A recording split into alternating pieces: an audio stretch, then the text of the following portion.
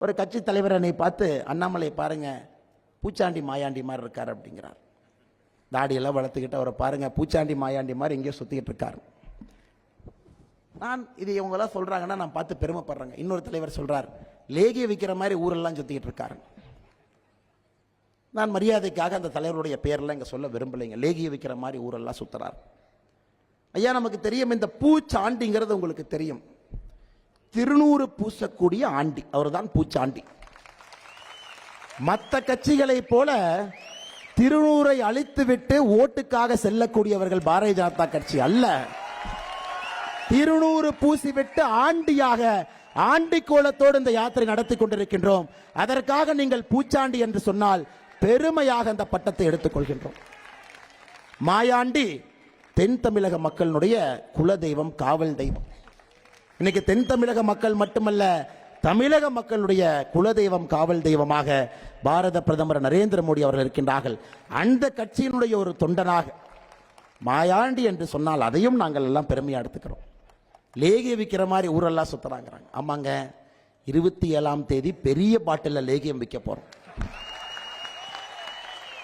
தமிழ்நாட்டிற்கு பிடித்திருக்கக்கூடிய பீடைக்கெல்லாம் அந்த லேகியம் தான் மருந்து. ஊழலாட்சிக்கு அன்னைக்கு 27ஆம் தேதி லேகிய மருந்து இருக்கு. குடும்ப ஆட்சிக்கு 27ஆம் தேதி லேகிய மருந்து இருக்குங்க.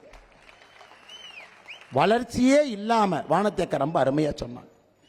பொய்யா பேசி பேசி ஒரு பட்ஜெட், பொய் பேசுறதுக்கு எதுக்கு பட்ஜெட்? ஒரு படத்தில் பார்த்தீங்கன்னா இந்த விவேக் பார்த்தீங்கன்னா இந்த வெயிட் லிஃப்டர் மாதிரி பொம்மையை வச்சிருப்பார். அந்த பாட்டி வருவாங்க, நம்ம பாட்டி தூ இதைத்தான் நீ வெயிட் லிஃப்ட் பண்ணியான்னு. இன்னைக்கு மக்கள் கேட்குறாங்க, இதுக்கு தான் நீ பட்ஜெட் போட்டையான்னு. மத்திய அரசனுடைய திட்டத்திற்கெல்லாம் ஒரு பெயர் வைப்பதற்காக ஒரு பட்ஜெட். அண்ணே ஒன்றும் இல்லை, கண்ணு கொஞ்சம் மங்கி போச்சுங்க ஐயா அந்த யாத்திரையில் நிறைய லைட்டை பார்த்து. அதனால தான் சின்ராஜ் ஐயா முகமே எனக்கு தெரியவில்லை. தவறாக நீங்கள் நினைக்கக்கூடாது, உண்மையாலுமே கண்ணு தெரியலைங்க ஐயா. அதனால் அவருக்கும் என்னுடைய நன்றி கலந்த வாழ்த்துக்களை, வணக்கங்களை தெரிவித்துக் கொள்கின்றேன். சகோதர சகோதரிகளே, ஒரு கடுமையான யாத்திரைங்க இது. கடுமையான யாத்திரை, இது சாதாரண யாத்திரை இல்லைங்க. நிறைய பிரச்சனைகள் இந்த யாத்திரை ஆரம்பத்திலிருந்து கடைசி வரை நடத்திய சகோதர சகோதரிகளுக்கு. இந்த யாத்திரையிலே சில நண்பர்கள் இருக்கின்றார்கள். குழந்தை பிறந்து 3வது நாள் இந்த யாத்திரையில் ஒருத்தர் டிரைவரா ஓட்டிட்டு இருக்கார். கிட்டத்தட்ட பார்த்தீங்கன்னா 226 தொகுதி வந்திருக்காங்க. யாத்திரையில இருந்தவர்கள் வேறு வேறு காரணத்திற்காக கைது செய்யப்பட்டிருக்கின்றார்கள். இந்த யாத்திரையில் ஆரம்பத்திலிருந்து கடைசி வரை வாகனம் யார் ஓட்டுறாங்களோ, ஒரு 10 வண்டி 12 வண்டி யார் ஓட்டுறாங்களோங்க ஐயா, 30,000 கிலோமீட்டர் தாண்டி ஓட்டிட்டு இருக்காங்க இன்னைக்கு. குறிப்பாக ஒருவர் பைக் ஓட்டிட்டு வருவார். திருப்பூர்காரர் பார்த்தீங்கன்னா பைக்கில் 30,000 கிலோமீட்டர் தாண்டி இருக்காரு.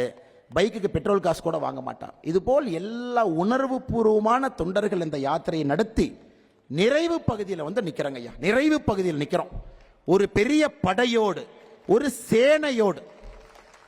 இப்பொழுது இதை உடைக்க முடியவில்லை என்றால் எப்பொழுதும் உடைக்க முடியாது என்கின்ற மனநிலையோடு ஒரு பெரிய படையோடு நின்று கொண்டிருக்கின்றோம்.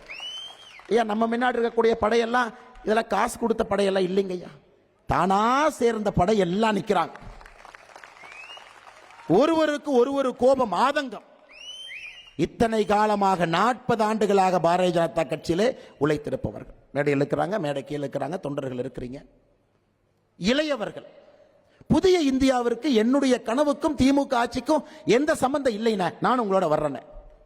பெண்கள் கை குழந்தையோடு, அண்ணா இந்த குழந்தை வளரும் பொழுது ஒரு வளர்ந்த நாட்டிலே இருக்க வேண்டும், அதற்காக நான் உங்க பின்னாடி வர்றவங்க அந்த கட்சி பின்னாடி.